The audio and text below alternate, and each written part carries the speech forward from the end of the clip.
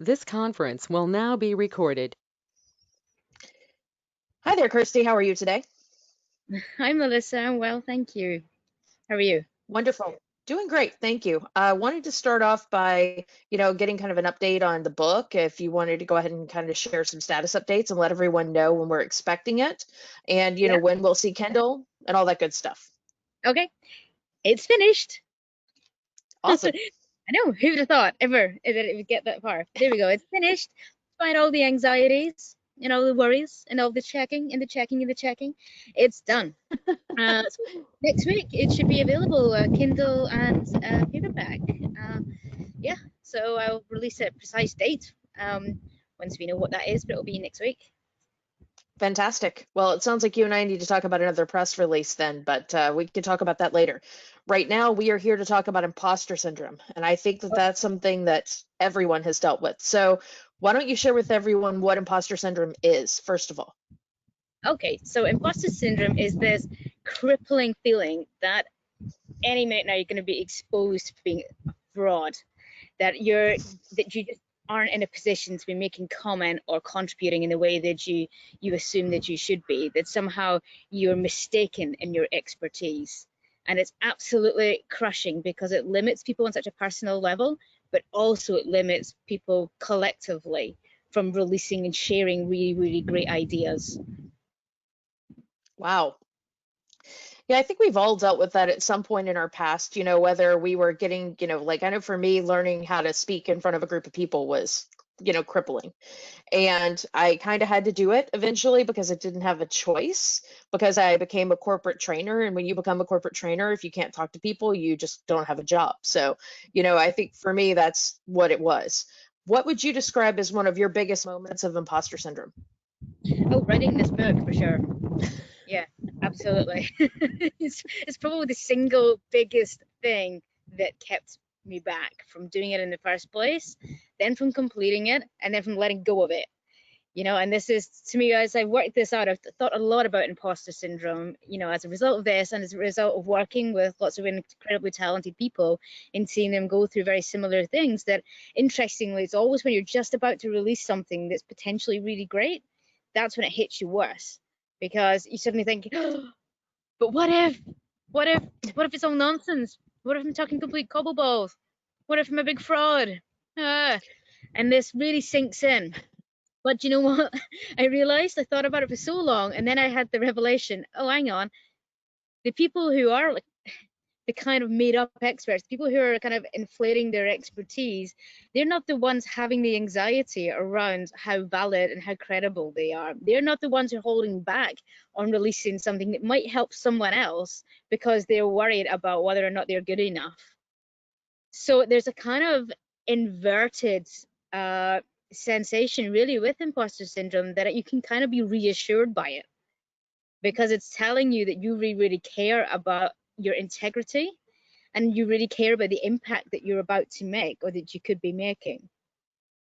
And so Nice. there's this in the book where we just touch on it a little bit, and I've recently blogged about it in a little bit more depth, because it's such a big issue right now. And of course, it's completely confounded by this effect that nobody really wants to talk about called the Dunning-Kruger effect, which is where someone with a little bit of knowledge or a little bit of insight kind of really overestimates their expertise.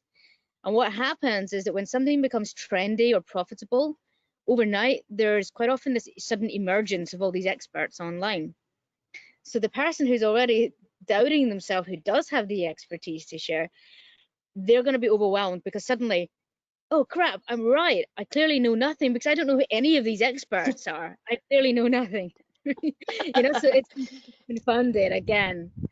Um, and as I said, it's a personal problem, but it's a collective problem as well. It's a much bigger problem because what if, even if you're doubting your expertise and you think, okay, so maybe my book isn't going to be that great, but what if the book is one link in a chain to solving something worldwide?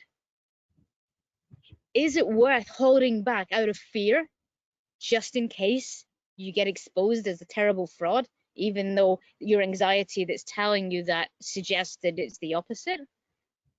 So what I've been saying to people really recently, especially coming out of lockdown and trying to unleash their new skills, their new passions, their new interests, and new insights, and sharing them with other people is so crucial right now. You don't have time to waste on imposter syndrome. Take the risk. What's the worst that can happen?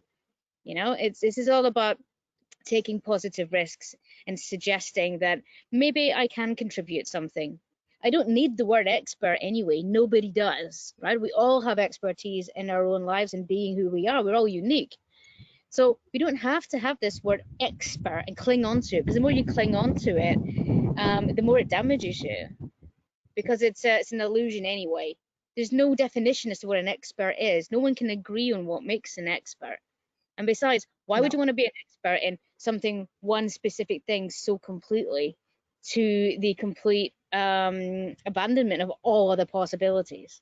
Isn't it good to have genuine personal expertise that's born of your own individual insight, gathered from your own life, gathered from your own direct experience?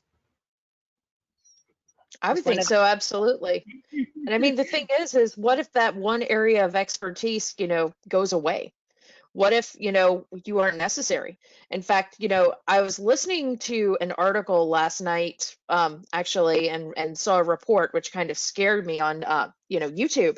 And I wanted to mention this to you because, since your area of expertise is anxiety, basically Elon Musk, I'm sure you've heard about Neuralink, and basically the research that they've been doing on pigs. And now there are tons and tons of articles out there. In fact, I posted one. I'm not sure if you saw it, but I should have flagged you in it. But the long and short is that they are basically saying that Neuralink is going to be a solution for anxiety.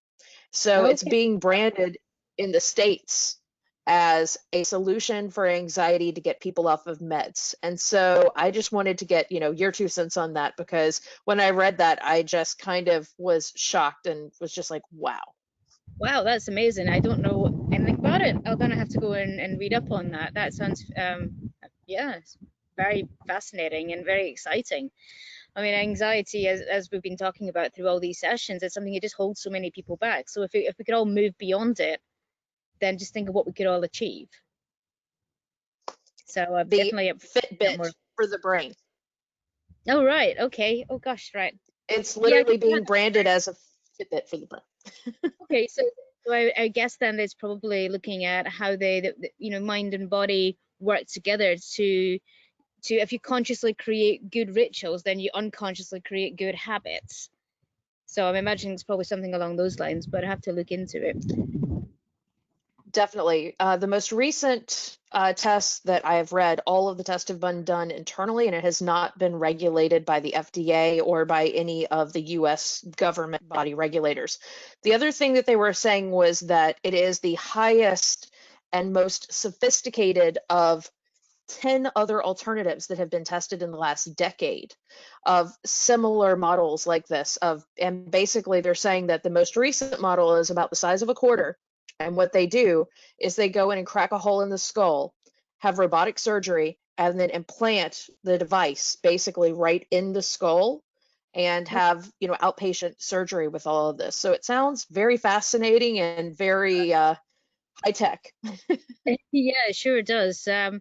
Again, I suppose the idea of a lot of that might provoke a lot of anxiety for people, especially having surgery of that nature, and also maybe lots of questions surrounding the technology itself and the implications of it. But it's all fascinating, and it's all links and chains to move us forward. And the if method here that we've been writing about is very much about people sort of taking their experience as it is and kind of owning it, and learning to work with it to transform what was a weight that keeps them down to a force at their back.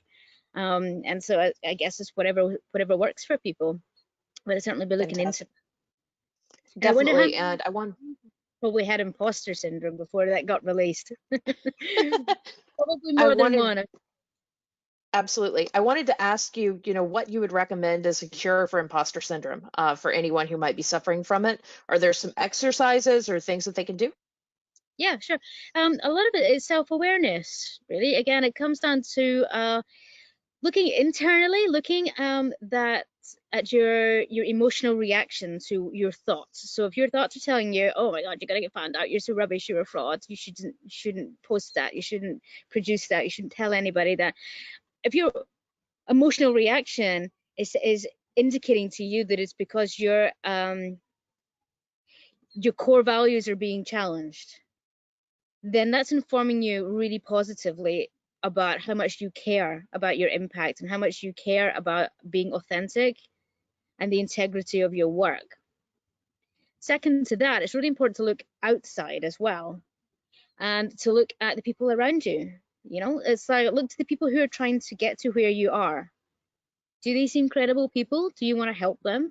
Look to the people who are standing in the same space as you. Do you respect them? Look to the people who are just a little ahead of you. Do you aspire to stand with them? If the answer is yes, if you want to be around those people, then this isn't so much about how you want to critique yourself. You want to trust in your opinion of those people and give them credit for crediting you and apply that to yourself. So it's really about respecting their opinion of you. You know, your Nice. peers, people around you reflect you and reflect what you're doing, where you've been and where you're going. So it's a really simple but really overlooked way of sort of checking in with yourself. And also to sort of remind yourself that your expertise is personal. You know, it doesn't matter how many PhDs you've got, or how many millions you've made, or how many customers you've got, or how many followers you have on social media. That none of that's expertise. Expertise is absolutely 100% personal. We do lots of workshops. Myself and Morgana and people we work with a lot of people on this issue, looking into their past, finding the real treasure where they've experienced being in their zones of genius, being in their own brilliance, but they've probably never recognized it. Nice. Excellent. Well, thank you so much for your time, and really looking forward to that release date. Yeah, me too. Thanks very much. Thank you. Take care. Bye.